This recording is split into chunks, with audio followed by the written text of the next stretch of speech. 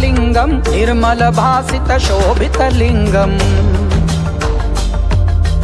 जन्मज दुःखविनाशकलिङ्गं तत्प्रणमामि सदा शिवलिङ्गम् देवमुनि प्रवरार्चितलिङ्गं कामदां करुणाकरलिङ्गम् रावणदर्पविनाशनलिङ्गं तत्प्रणमामि सदा शिवलिङ्गम्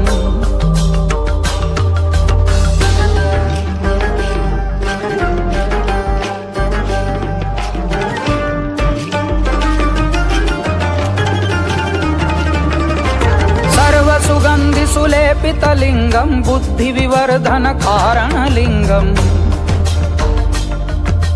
सिद्धसुरासुरवन्दितलिङ्गं तत्प्रणमामि सदा शिवलिङ्गम्